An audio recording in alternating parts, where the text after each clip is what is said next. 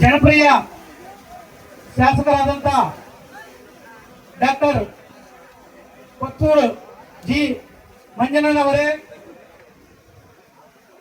ನಮ್ಮ ಕೋಲಾರ MLC ಆದ ಅನಿಲ್ ಅಣ್ಣನವರೇ, ವೇದಿಕೆ ಮೇಲೆ ಇರುವಂತ ಎಲ್ಲ ಗಣ್ಯರೇ, ವೇದಿಕೆ ಮುಂಭಾಗದಲ್ಲಿರುವಂತ ಅಣ್ಣ ತಮ್ಮಂದ್ರೆ, ಅಕ್ಕ ತಂಗಿಯರೇ, ತಾಯಿಯಂದ್ರೆ, ದಯವಿಟ್ಟು ಯಾರು ಹೆಸರು ಹೇಳಿಲ್ಲ, ಸಮಯ ಅಭಾವ ಇದೆ, ಮಳೆ ಬರೋ ಸೂಚನೆಗಳಿದೆ, ಅದರಿಂದ ಬೇಗ ಮುಗಿಸ್ತೀನಿ, ದಯವಿಟ್ಟು ತಪ್ಪು ತಿಳ್ಕೋಬೇಡಿ. ಎಲ್ಲರಿಗೂ ಗೌರಿ ಮತ್ತು ಗಣೇಶ ಹಬ್ಬದ ಶುಭಾಶಯಗಳು.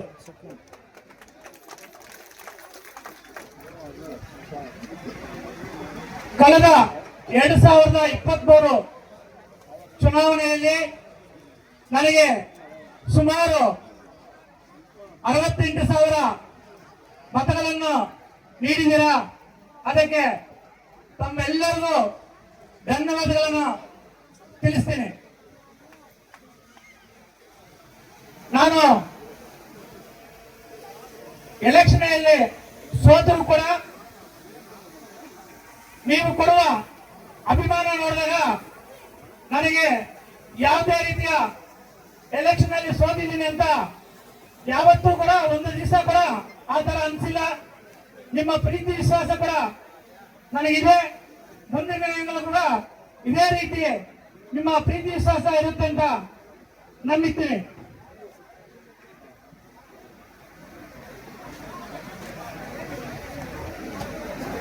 ಮಹಿಳೆ ಅಂದ್ರೆ ಈ ಜಗತ್ತಿನ ಕಣ್ಣು.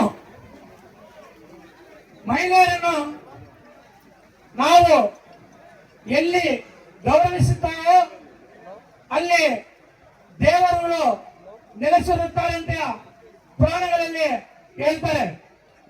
ನಾವು ಮಹಿಳೆಯರನ್ನ ಎಲ್ಲಿ ನಾವು ಗೌರವಿಸಿರುತ್ತಲ್ವೋ ಅಂತ ಕಾರ್ಯಕ್ರಮಗಳು, ಅಂತ ಸಭೆಗಳು ಯಾವುದು ಯಶಸ್ವಿಯಾಗಲ್ಲ ಅಂತ ಹೇಳ್ಬಿಟ್ಟು ಈ ಸಂದರ್ಭದಲ್ಲಿ ನಾನು ಹೇಳಲು ಇಚ್ಛಿಸ್ತೀನಿ. ನಮ್ಮ ದೇಶದಲ್ಲಿ ಮಹಿಳೆಯರಿಗೆ ವಿಶೇಷ ಸ್ಥಾನಮಾನವನ್ನು ಕೊಡ್ತಾರೆ. ಯಾಕಂದ್ರೆ ನಮ್ಮ ಭಾರತ ದೇಶ ಕೂಡ ಭಾರತ ಮಾತೆ ಅಂತ ಕರೀತಾರೆ. ಹೆಣ್ಣು ಮಕ್ಕಳ ಹೆಸರೇ. ನಾವು ಸಂಪತ್ತನ್ನು ಲಕ್ಷ್ಮಿಯಾಗಿ ಪೂಜಿಸ್ತೀವಿ, ವಿದ್ಯೆಯನ್ನು ಸರಸ್ವತಿಯಾಗಿ ಆರಾಧನೆ ಮಾಡ್ತೀವಿ. ಅಷ್ಟಾಗಿ ನಾವು ಎಲ್ಲ ನದಿಗಳು ಕೂಡ ಹೆಣ್ಣು ಮಕ್ಕಳ ಹೆಸರೇ ಇಟ್ಟಿರ್ತಾರೆ ನೋಡಿ. ಗಂಗಾ, ಯಮುನಾ, ಸರಸ್ವತಿ, ಹೀಗೆ ಎಲ್ಲಾ ರೀತಿಯ ನದಿಗಳು ಕೂಡ ಹೆಣ್ಣು ಮಕ್ಕಳಿಗೆ ಹೆಸರನ್ನ ಇಡ್ತಾರೆ. ಅಂದ್ರೆ ಪೂರ್ವ ಕಾಲದಿಂದಲೂ ಹೆಣ್ಣು ಮಕ್ಕಳಿಗೆ ಅಷ್ಟು ವಿಶೇಷ ಸ್ಥಾನಮಾನವನ್ನು ನಾವು ಕಲ್ಪಿಸಿದ್ದೀವಿ.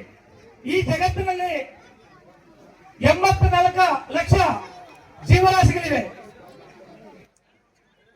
ಆ ಜೀವರಾಶಿಗಳು ಖೇಚರ, ಭೂಚರ, ಜಲಚರ ಎಂದು 3 ವರ್ಗಗಳಾಗಿ ವಿಂಗಡಣೆ ಮಾಡ್ತೀವಿ.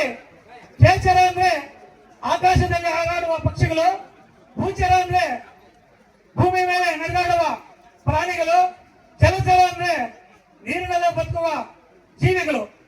ಈ 84 ಲಕ್ಷ ಜೀವರಾಶಿಗಳಲ್ಲಿ ಮನುಷ್ಯನಿಗೆ ವಿಚಾರವಂತ ಮಾಡುವಂತ ಆಲೋಚನೆಗಳು, ಮಾತನಾಡುವ ಆಲೋಚನೆಗಳು, ಬುದ್ಧಿಶಕ್ತಿ ಭಗವಂತ ಕೊಟ್ಟಿದ್ದಾನೆ. ರಾಮಾಯಣ ಮಹಾಭಾರತ ಕಾಲದಿಂದಲೂ ಕೂಡ ಈಗಿನವರೆಗೂ ಮಹಿಳೆಯರಿಗೆ ಬೇರೆ ಬೇರೆ ರೀತಿಯಾಗಿ ಶೋಷಣೆಗೆ ಒಳಗಾಗಿ ಎಷ್ಟೋ ಸವಾಲುಗಳನ್ನು ಎದುರಿಸ್ತಾ ಇದ್ದಾರೆ ಮಹಿಳೆಯರು. ಎಷ್ಟೋ ಕಷ್ಟಗಳನ್ನು ಅನುಭವಿಸಿ ನಾವು ನೋಡ್ತಾನೆ ಇದ್ದೀವಿ ಮಹಿಳೆಯರು ಯಾವ ರೀತಿ ಕಷ್ಟಗಳನ್ನು ಅನುಭವಿಸ್ತಾರಂತೆ. ಉದಾಹರಣೆಗೆ ಹಳೆ ಕಾಲದಲ್ಲಿ ಸತಿಗಮನ ಪದ್ಧತಿ ಅಂತ ಒಂದಿತ್ತು. ಯಾರಾದ್ರೂ ಗಂಡ ಸತ್ತಂದ್ರೆ ಹೆಣ್ಣು ಮಕ್ಕಳನ್ನ ಜೀವಂತವಾಗಿದ್ದಾಗಲೇ ಸಾಯಿಸ್ಬಿಡ್ತಿದ್ರು. ಆ ಮಣ್ಣಲ್ಲಿ ಗಂಡನ ಊಟದ ಹೆಂಡತಿನ ಕೂಡ ಬದುಕಿದಾಗಲೇ ಮಾಡ್ತಿದ್ರು. ಬೆಂಕಿಯಲ್ಲೂ ಕೂಡ ಅಷ್ಟೇ ಪಾಪ ಎಲ್ಲ ಕೆಲಸ ಮಾಡ್ತಾ ಇರ್ತಾರೆ. ಗಂಡ ಸತ್ತರೆ ಒಂದು ವಾರ್ತೆ ಬರುತ್ತೆ, ಆವಾಗ ಅವ್ರನ್ನ ಬದುಕಿದ್ದಾಗಲೇ ಚಿತೆಯಲ್ಲಿ ಭಸ್ಮ ಮಾಡ್ತಿದ್ರು.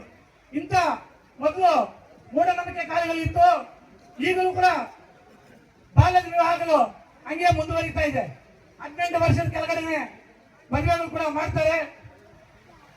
ಅವರು ಈ ತರ ಹೆಣ್ಣು ಮಕ್ಕಳಿಗೆ ಶೋಷಣೆ ಆಗುತ್ತಾ ಬಂದಿದೆ ಮೊದಲಿಂದಾನು. ಮೂಢನಂಬಿಕೆಗಳು ಕೂಡ ಇನ್ನೂ ಇದೆ. ನಿಮಗೆ ಗೊತ್ತಿರುತ್ತೆ, ಸಣ್ಣ ಮಕ್ಕಳು ದೊಡ್ಡವರಾದಾಗ ಮನೆಗಳಿಗೆ ಸೇರಿದವರು, ಮನೆಗಳ ಆಚೆ ಇರೋರು, ಇಂಥ ಬೇರೆ ಬೇರೆ ಕಡೆ ಮೂಢನಂಬಿಕೆಗಳು ಕೂಡ ಇದೆ. ಇಂಥ ಮೂಢನಂಬಿಕೆಗಳು ಕೂಡ ಮಹಿಳೆ ಶೋಷಣೆಗೆ ಒಳಗಾಗ್ತಾ ಇದ್ದಾರೆ. ಲಿಂಗಭೇದ ಅಂದ್ರೆ ಈಗ ಜೆಂಟ್ಸ್ಗೆ ನೀವು ಕೂಲಿ ಹೋಗ್ತೀರಾ, ಜೆಂಟ್ಸ್ಗೆ ಜಾಸ್ತಿ ಕೊಡ್ತಾರೆ, ಮಹಿಳೆಗೆ ಮಾತ್ರ ಕಮ್ಮಿ ಕೊಡ್ತಾರೆ. ಈ ಲಿಂಗಭೇದ ಇರಬಾರ್ದು. ಹೆಣ್ಣು ಗಂಡು ಎರಡೂ ಒಂದೇ. ನೀವು ಯಾವುದೇ ಕೆಲಸ ಮಾಡಿದಾಗ ಮಹಿಳೆಯರು ಎಷ್ಟು ಮುಖ್ಯವೋ ಗಂಡಸರು ಕೂಡ ಪುರುಷರು ಕೂಡ ಅಷ್ಟೇ ಮುಖ್ಯ. ಅದರಿಂದ ಆ ಲಿಂಗಭೇದ ತಾರತಮ್ಯಗಳು ಇರಬಾರ್ದು. ಮಹಿಳೆ ಇದೇ ರೀತಿ ಶೋಷಣೆಗೆ ಒಳಗಾಗ್ತಾನೆ ಇದ್ದಾರೆ. ಬೇರೆ ಕೆಲವು ದೇಶಗಳಲ್ಲಿ ಭೋಗದ ವಸ್ತುವಾಗಿ ಮಹಿಳೆಯನ್ನ ಇಟ್ಕೊಂತಾರೆ. ಪುರುಷರಿಗೆ ಸೇವೆ ಮಾಡುವಂತ ಭೋಗ ವಸ್ತುವಾಗಿ ಮಹಿಳೆಯನ್ನು ನೋಡ್ತಾರೆ. ಅದರಿಂದ ಈ ತಾರತಮ್ಯವಾಗಿ ಮಹಿಳೆ ಮತ್ತು ಪುರುಷರು ಎರಡೂ ಒಂದೇ ಸಮ ಅಂತ ಬರಬೇಕು. ಆದ್ರೆ ಅದರಿಂದ ಮಹಿಳಾ ಸಬಲೀಕರಣ ಆಗಬೇಕು. ಪುರಾಣ ಗ್ರಂಥಗಳಲ್ಲಿ ಹೇಳ್ತಾರೆ, 10 ಜನ ಆಚಾರ್ಯರಿಗೆ ಒಂದು ಉಪಾಧ್ಯಾಯರ ಸಮ, 100 ಜನ ಉಪಾಧ್ಯಾಯರಿಗೆ ಒಂದು ತಂದೆ ಸಮ, 100 ತಂದೆಯರಿಗೆ ಒಂದು ತಾಯಿ ಸಮ ಅಂತ. 100 ತಂದೆಯರಿಗೆ ಒಂದು ತಾಯಿ ಸಮ ಅಂದರೆ ಆ ಹೆಣ್ಣು ಮಕ್ಕಳ ಗೌರವನ್ನ ಪುರಾಣಗಳಲ್ಲಿ ಕೂಡ ಎತ್ತಿ ಹಿಡಿದಿದ್ದಾರೆ. ಅದಕ್ಕೆ ಹೆಣ್ಣು ಮಕ್ಕಳಿಗೆ ನಮ್ಮ ದೇಶದಲ್ಲಿ ವಿಶೇಷ ಗೌರವವನ್ನು ಕೊಡ್ತೇವೆ.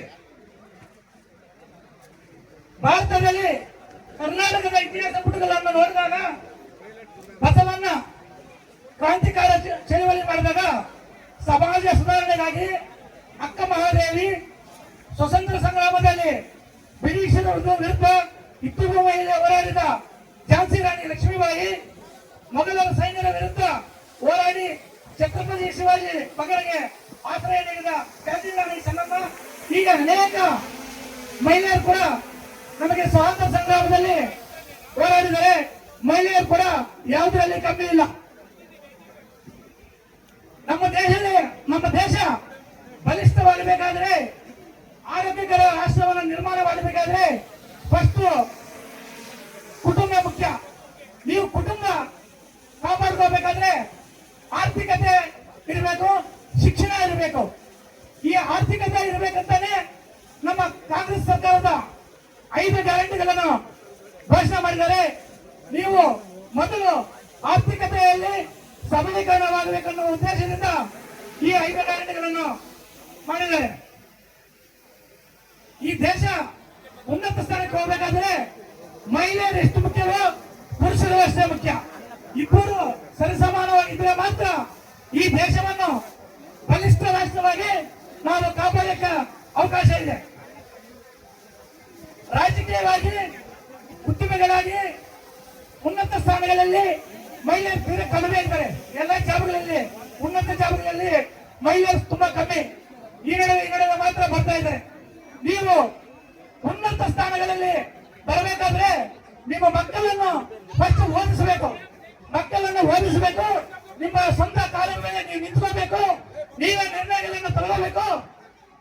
ನೀವು ಮುಂದೆ ಬರಬೇಕಂತ ನಾನು ಈ ಸಂದರ್ಭದಲ್ಲಿ ಹೇಳ್ತಾ, ನಿಮಗೆ ನಿಮ್ಮ ಆಶೀರ್ವಾದ ನಮ್ಮ ಕುಟುಂಬದ ಮೇಲೆ ಇರಲಿ ಅಂತ ಈ ಸಂದರ್ಭದಲ್ಲಿ ನಾನು ಬೇಡ್ಕೊಳ್ತಾ ಇದ್ದೀನಿ. ಹಾಗೆ ಈ ಸಮಾರಂಭಕ್ಕೆ ಪರೋಕ್ಷವಾಗಿ ಪ್ರತ್ಯಕ್ಷವಾಗಿ ಅನೇಕರು ನಿಂತು ಸಹಕಾರ ಮಾಡಿದ್ದಾರೆ.